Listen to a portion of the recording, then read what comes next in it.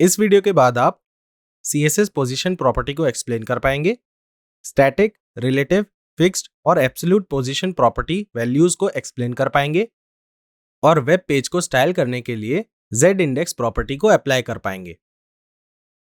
अभी तक इस मॉड्यूल में हमने काफी सारी इंपॉर्टेंट CSS प्रॉपर्टीज को डिस्कस किया है। चलिए कुछ और इंटरेस्टिंग CSS प्रॉपर्टीज के बारे में जानते हैं जो वेब पेज पर एलिमेंट्स पोजीशन करने में हमारी हेल्प करती हैं। नेक्स्ट है पोजीशन प्रॉपर्टी। जैसा कि इसका नेम सजेस्ट कर रहा है, ये प्रॉपर्टी HTML एलिमेंट्स की पोजीशनिंग से रिलेटेड है। पोजीशन प्रॉपर्टी हमें HTML एलिमेंट्स को वेब पेज पर उनकी एग्जिस्टिंग पोजीशन से और कहीं भी मूव करने में हेल्प करती है। हमें पता है कि HTML कोड में हर एलिमेंट दूसरे एलिमेंट्स के साथ अपनी अलाइनमेंट के अकॉर्डिंग पोजीशन्ड होता है। फॉर एग्जाम्पल, जब हम ये HTML कोड रेंडर करेंगे तो हम आउटपुट में देखेंगे कि ये HTML एलिमेंट्स एक दूसरे के नीचे परफेक्टली प्लेस्ड है। ये इसलिए है क्योंकि HTML कोड में बाय डिफॉल्ट एलिमेंट्स एक दूसरे के नीचे प्लेस्ड होते हैं। अब अगर हमें किसी एलिमेंट को उसकी पोजीशन से चेंज करके कहीं और प्लेस करना है तो ये काम हम पोजीशन प्रॉपर्टी की हेल्प से कर सकते हैं। पोजीशन प्रॉपर्टी की 4 वैल्यूज होती हैं जो हमें HTML एलिमेंट्स को उनके एडजेसेंट एलिमेंट्स के रिस्पेक्ट में पोजीशन करने में हेल्प करती है। ये वैल्यूज हैं स्टैटिक, रिलेटिव, फिक्स्ड और एब्सोल्यूट। चलिए हर वैल्यू को एक एक करके डिटेल में देखते हैं। हम स्टैटिक वैल्यू से शुरू करेंगे। ये हर HTML एलिमेंट की डिफॉल्ट वैल्यू होती है और स्टैटिक टर्म का मतलब होता है फिक्स्ड। इसका मतलब है कि जिन एलिमेंट्स की ये वैल्यू होगी वो अपनी पोजीशन से मूव नहीं कर सकते। इन एलिमेंट्स की ये वैल्यू बाय डिफॉल्ट हो सकती है या फिर इन्हें एक्सप्लिसिटली असाइन भी करी जा सकती है।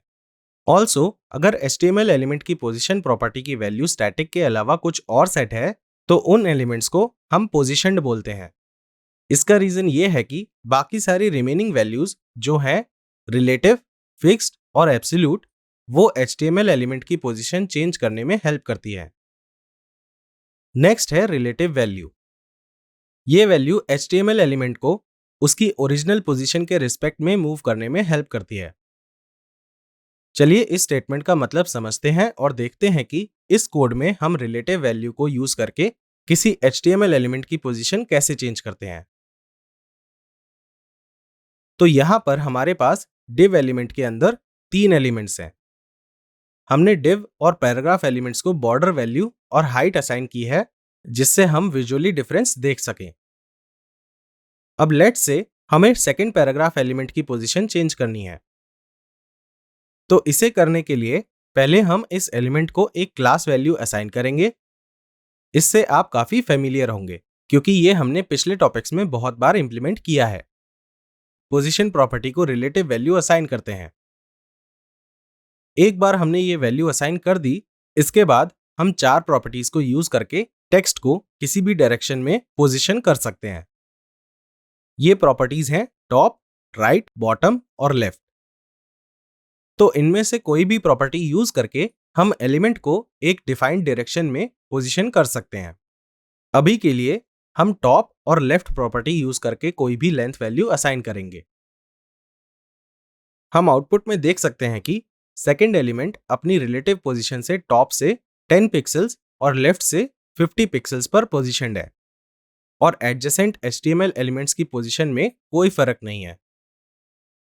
अगर हम इन दोनों कोड्स के आउटपुट को कंपेयर करें, यानी पहला जिसमें पोजीशन प्रॉपर्टी वैल्यू डिफॉल्ट है और दूसरा जिसमें हमने वैल्यू को रिलेटिव डिफाइन किया है, तो हम क्लियरली देख सकते हैं कि सेकंड एलिमेंट पोजीशनड है और उससे एडजेसेंट एलिमेंट्स की पोजीशन पर फर्क नहीं पड़ा है। अब आपके लिए एक छोटी सी एक्सरसाइज है। वीडियो के नीचे से HTML कोड को डाउनलोड करिए और डिफॉल्ट वैल्यू को स्टैटिक से रिलेटिव में चेंज करिए और कोई भी रैंडम वैल्यूज असाइन करिए और फिर आउटपुट को ऑब्जर्व करिए। नेगेटिव वैल्यूज को भी ट्राई करके देखिए। This will be fun. तीसरी पोजीशन प्रॉपर्टी वैल्यू जो हम डिस्कस करेंगे वो है फिक्स्ड वैल्यू। इस वैल्यू को समझने के लिए चलिए देखते हैं कि ये HTML एलिमेंट की पोजीशन को कैसे चेंज करती है। पहले पिछला कोड यूज करते हैं जिसे हमने रिलेटिव वैल्यू को दिखाने के लिए यूज किया था। यहां पर वैल्यू को हम रिलेटिव से फिक्स्ड में चेंज करेंगे और लेंथ एंड स्टाइल वैल्यूज को भी अपडेट करेंगे।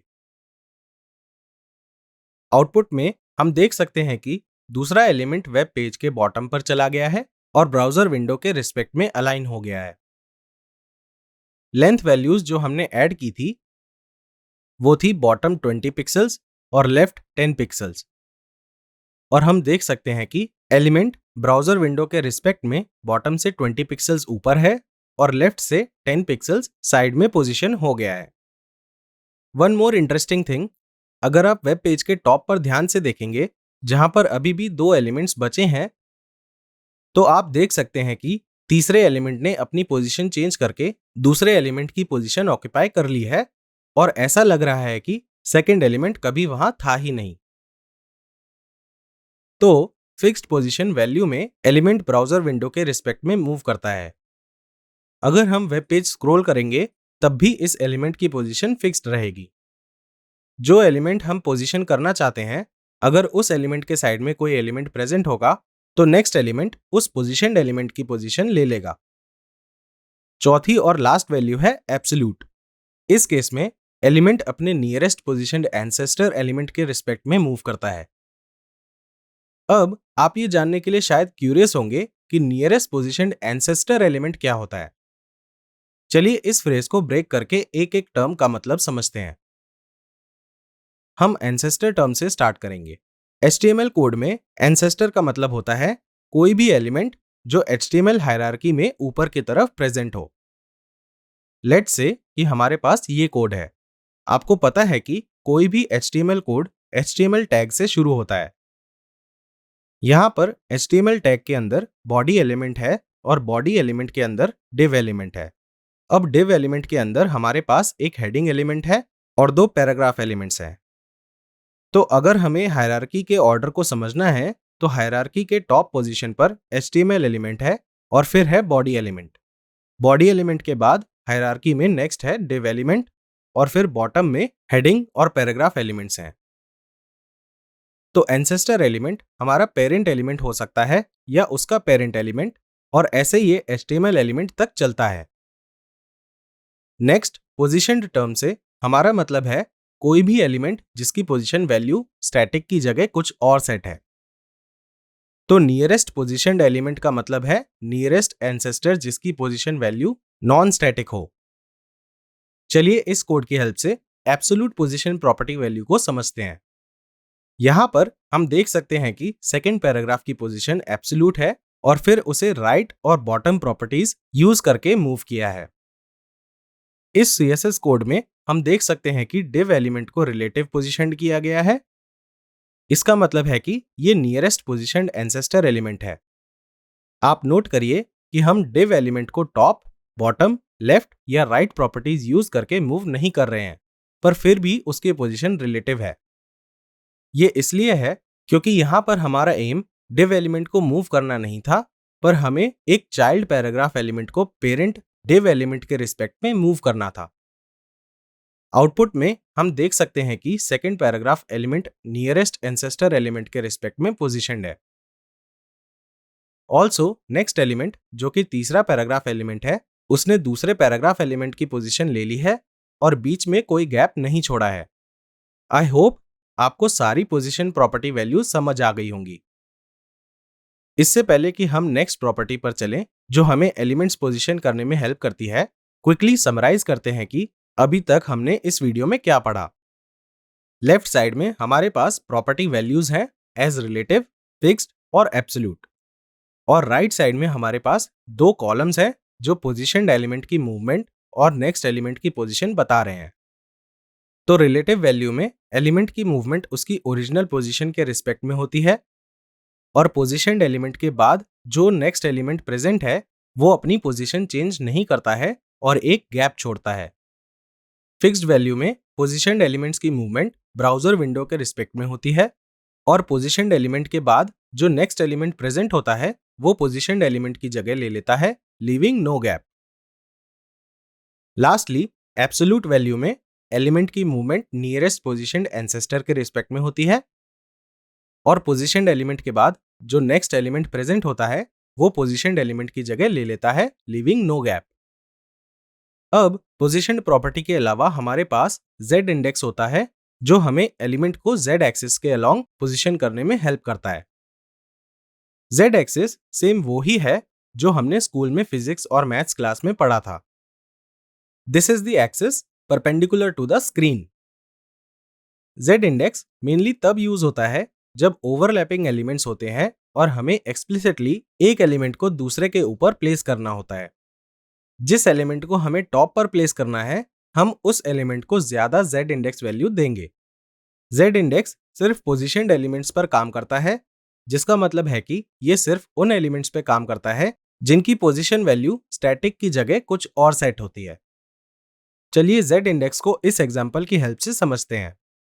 यहाँ पर इस कोड में हमने h1 और p एलिमेंट्स के लिए z इंडेक्स वैल्यू को एज 1 एंड 2 असाइन किया है। इसका मतलब है कि p एलिमेंट h1 एलिमेंट के ऊपर प्लेस्ड होगा। इसे विजुअली समझने के लिए हमने p एलिमेंट को बैकग्राउंड कलर भी दिया है। ऑल्सो, जैसा मैंने पहले मेंशन किया था कि z इंडेक्स सिर्फ उन्हीं एलिमेंट्स के लिए काम करता है जिनकी पोजीशन वैल्यू स्टैटिक की जगह कुछ और होती है, तो यहां पर हमने h1 और p एलिमेंट की पोजीशन वैल्यू को रिलेटिव पे चेंज कर दिया है। आउटपुट में हम देख सकते हैं कि p एलिमेंट h1 एलिमेंट को ओवरलैप कर रहा है। ऑल्सो हम देख सकते हैं कि हेडिंग का g ओवरलैप हो रहा है। इसका मतलब है कि p element is closer to us क्योंकि उसको ज्यादा z इंडेक्स वैल्यू असाइन हुई है।